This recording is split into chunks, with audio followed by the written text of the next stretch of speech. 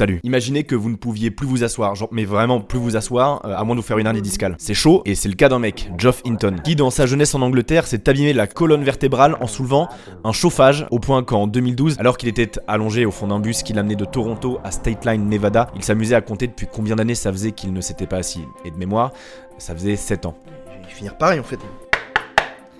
Si quelqu'un veut m'acheter une chaise, je vais finir comme lui en fait. Sauf que moi, ça...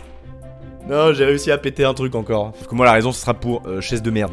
Alors enfin, pourquoi faire un tel voyage, mais surtout dans de telles conditions? Sûrement parce qu'en ce mois de décembre 2012, il avait l'occasion de faire se battre des géants entre eux et de mettre ni plus ni moins que le futur aux enchères. Bon, une fois de plus, je disais Wired quand je suis tombé sur un article concernant ce mec, Hinton, et comment il s'est obstiné dans son idée de comprendre notre cerveau, et malgré lui, de lancer la course à la prochaine révolution technologique, la singularité. Ce moment où l'intelligence artificielle atteindra un point de non-retour bien supérieur à nos capacités humaines et s'auto-améliorera seule, donnant naissance à une supra-intelligence. Est-ce que vous avez déjà entendu parler du deep learning, une sous-branche du machine learning? Moi j'imagine parce qu'en vrai c'est absolument partout. L'idée qu'une machine, du code, puisse apprendre en se nourrissant de données, c'est utilisé par énormément d'entreprises tech. D'énormes comme Google, Microsoft, Apple à de plus petites comme Dashlane qui sponsorisent cette vidéo. Il y a même des mecs qui se servent du deep learning pour jouer avec leur chat Twitch. Tu me suis sur Twitch d'ailleurs? C'est dommage parce qu'on y passe de très bons moments, c'est juste pas la même chose quoi.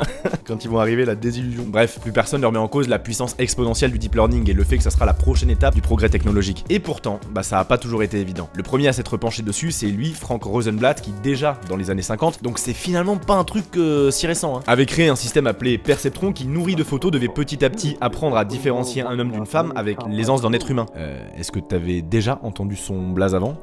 Voilà, ça marchait clairement pas de ouf. Et pire, l'échec de Rosenblatt couplé aux limitations de l'époque, ça a même gelé la recherche pendant un bail. Tout le monde s'était dit que s'il galérait autant, c'est juste que c'était mort quoi. Tout le monde, oui et non. Sinon, oui, effectivement, il y aurait peut-être pas de vidéo. C'est là qu'on en revient à notre gars, Hinton. Né d'une famille de mathématiciens et d'économistes prestigieux, lui ce qui l'intéressait vraiment, c'était la conscience humaine. Il a tenté d'aller en psychologie à Cambridge, mais a vite capté qu'à l'époque, les scientifiques ne comprenaient pas vraiment le cerveau. Ils ne parvenaient pas à saisir comment les interactions entre des milliards de neurones donnaient naissance à de l'intelligence. Alors, malgré une réticence qu'il assume complètement de reproduire le schéma classique de sa famille et inspiré par les idées de Rosenblatt, il quittera l'aspect psychologique pour aller dans le dur à Édimbourg décrocher un doctorat en intelligence artificielle. Je dis ça comme si c'était tranquille de décrocher un doctorat, mais on est déjà bien sur l'échelle de l'ADTR. Mais c'est pas fini, maintenant il va falloir trouver quelqu'un pour financer ses recherches. Alors il va traverser l'Atlantique, courir les États-Unis d'une université à l'autre, mais se rendra vite compte que quasiment tout l'argent injecté dans la recherche provient du département de la défense. C'est quand même comment être sûr qu'on va faire de la merde avec ton invention en seulement une seule étape. Et puis, une lueur d'espoir. Toronto, ville de Drake, The Weeknd, Jim Carrey, Neo. Non, pas celui-là. On est alors dans les années 80 et Hinton et ses élèves commencent à créer des réseaux de plusieurs couches neuronales. Ils sont juste tout simplement ensemble en train de forger le futur du deep learning. Je faisais quoi moi déjà quand j'étais étudiant? Et le reste, c'est une période dite d'hiver. La période d'été, elle va du... Et de bons résultats sont là, ça marche pas si mal. Genre, toi tu crois Elon il est chaud avec ses bagnoles qui se conduisent tout seul maintenant là? Mec, t'étais cool si tu connaissais Dean Pomerleau, ok? Dans les années 80, qui lui sur le travail d'Hinton fait rouler un camion militaire en autonomie totale. Dans les années 90, Yann Lequin, un français lui, avance et entraîne un ordinateur à lire des écritures manuscrites. J'ai quand même un doute sur les écritures de médecins. Pas été vérifié, je crois qu'il y a des études qui prouvent que seuls les pharmaciens peuvent comprendre ça. Donc. Ok, donc c'est pas dolorès non plus, mais ça avance tranquille quoi. Oh. Vous voyez, on appelle... Mais elle est folle hein. Dès que je dis ok, je crois elle... je suis en stress maintenant. Je suis plus très serein chez moi. Et alors que tout semblait aller pour le mieux, c'est maintenant que le fantôme de Rosenblatt va ressurgir. Comme pour lui en son temps, à un moment, la puissance des machines n'est pas au rendez-vous des ambitions d'Hinton. Ils finissent par atteindre un plafond et leur succès s'en retrouve limité. La recherche sur l'IA leur tourne du coup le dos, s'efforçant de trouver des raccourcis vers un comportement similaire à celui du cerveau, plutôt que d'essayer d'imiter le fonctionnement même de ce dernier. Même son université à Toronto qui l'employait lui a refusé une tonne de fois d'embaucher un autre chercheur pour l'accompagner dans son travail. Genre ils se disaient qu'ils avaient déjà sûrement assez d'un seul illuminé. C'était tellement de nouveau balayé sous le tapis et méprisé que lorsque les quelques scientifiques qui se penchaient encore sur le sujet postaient dans des revues scientifiques, ils évitaient les mots réseaux neuronaux et apprentissage profond. Franchement, ils se faisaient vraiment traiter comme un paria. Bref, le temps passe, Hinton continue malgré tout d'enseigner pendant 2 décennies à Toronto tout ce qu'il sait et continue bien seul la recherche. Tenace quand même le mec. On arrive au début des années 2000 et l'opinion n'a pas beaucoup évolué. Encore plus du peu de chercheurs qui s'y étaient un jour intéressés avaient fini par abandonner l'idée de créer un réseau neuronal informatique, convaincus qu'il s'agissait d'une impasse technologique héritée d'une illusion vieille de 50 ans. Même après sa mort, ça continue de roast Rosenblatt, c'est sympa pour lui. Bon là vous vous dites ok c'est la merde. Attends, parce qu'entre temps, de l'eau a coulé sous les ponts. Et depuis le nouveau millénaire, les goûts vestimentaires touchent le fond, les jeunes français dansent tous comme des décorations d'autoroute, et internet explose, amassant les datas par téraoctets. La puissance des processeurs, elle, grandit de manière exponentielle en suivant la loi de Moore. Sa machine a donc de plus en plus de puissance et il a enfin de quoi l'alimenter. L'horizon s'éclaircit doucement. Et si jusque-là être encore un des seuls à travailler dans le domaine était une galère, ça allait devenir une force. Donc je fais des propres bandes d'annonces de ma vidéo dans ma vidéo, c'est très chaud.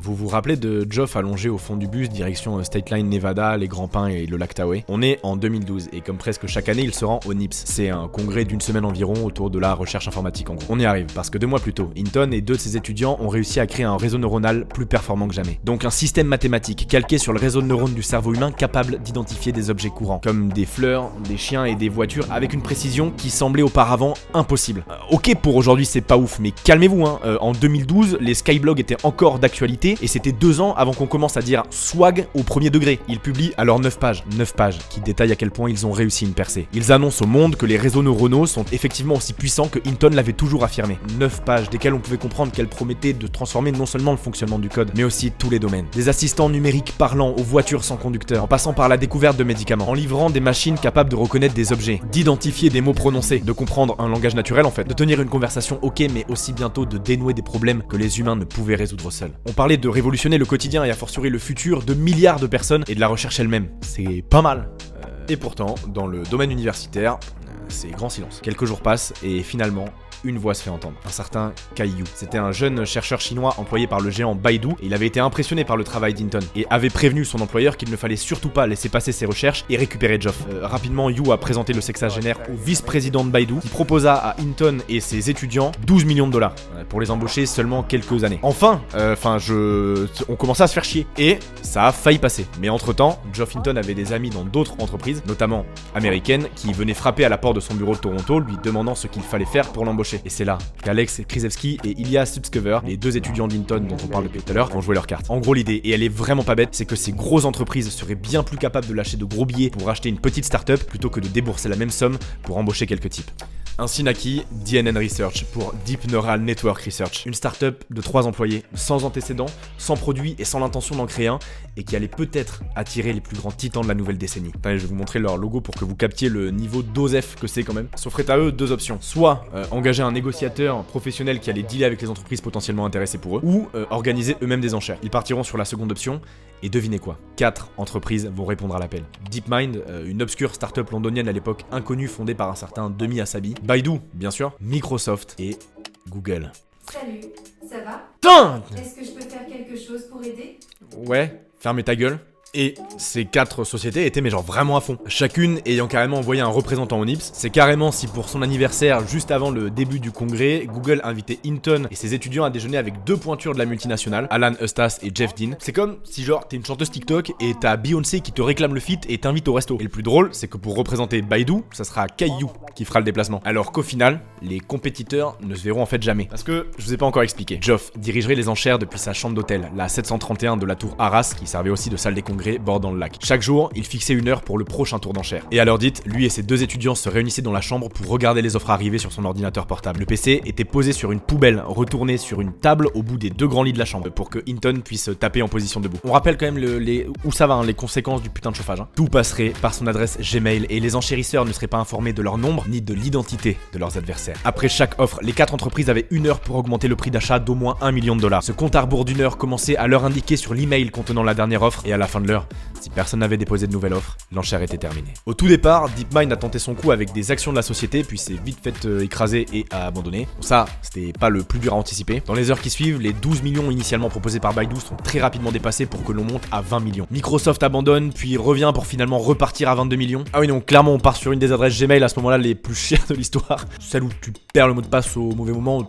Talent quoi, c'est waouh, mais quelle transition incroyable pour vous parler de ceux qui sponsorisent cette vidéo. Dashlane. Si t'as des mots de passe super importants et que tu veux pas risquer de faire une Stéphane Thomas, c'est le mec qui a perdu le mot de passe de son portefeuille de crypto avec dedans plus de 220 millions de dollars, tu peux choper Dashlane.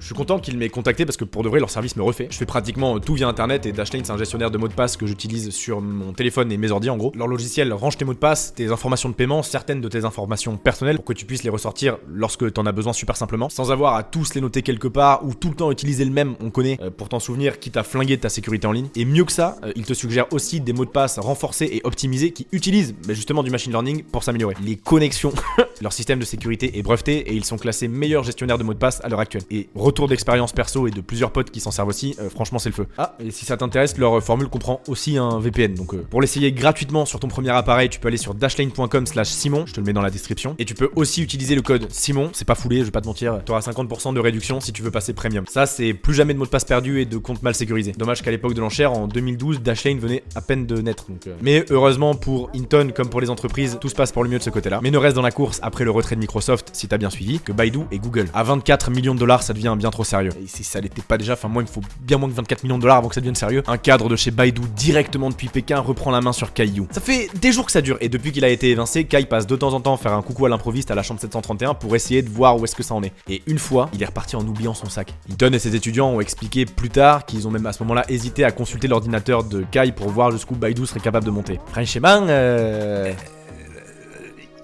la thune. Bon, ils sont plus raisonnables que moi, ils l'ont pas fait, mais... Quoi qu'il en soit, ils ont rapidement découvert que Baidu était prêt à monter beaucoup plus haut. 25 millions de dollars, 30 millions de dollars, 35 millions de dollars. Et à chaque fois, la nouvelle offre arrivait 1 minute ou 2 avant la fermeture de l'enchère. Hinton a même fini par raccourcir la fenêtre d'1 heure à 30 minutes, craignant que la semaine du NIPS ne soit juste pas suffisante en fait. Ça n'arrêtait plus. Faut s'imaginer à la place de Google et Baidu aussi, hein. Vous crachez des millions chaque demi-heure sans savoir quel est l'autre joueur que vous avez en face. Ça devait être absolument n'importe quoi, les réunions. 6 millions, un autre 6 millions, tu veux 1 million, ça prend 1 million, 1 million. Pas qu'on n'a pas tous le même budget, mais bon. Puis un soir, alors que l'enchère est à 44 millions en faveur de Google, Hinton décide de la suspendre pour la nuit, le temps de se reposer un peu. La nuit passe, et finalement, le lendemain matin, il enverra un mail à Baidu pour leur préciser que tout autre message lui étant adressé sera transmis à son nouvel employeur. Durant la nuit, Hinton a décidé de s'arrêter là et de vendre à Google. Pour vous dire, lorsqu'il a dit aux enchérisseurs de Google qu'il arrêtait les enchères à 44 millions de dollars, ils ont pensé que c'était une vanne, que c'était impossible de renoncer à autant de fric lui tombant dessus. Mais c'est là que j'ai trouvé cette histoire folle. C'est que l'argent n'était qu'un prétexte. Hinton, s'il était intéressé, c'est pas l'abbé Pierre ou Mère Teresa non plus, voulait surtout prouver à ses camarades chercheurs en informatique que les géants de ce monde étaient prêts à se battre des dizaines de millions pour ce pourquoi lui était abandonné depuis des décennies. Une revanche sur 40 ans de travail dans un domaine oublié par tout le reste du monde universitaire. Et pour cause, cette escalade entre Google et Baidu aurait pu aller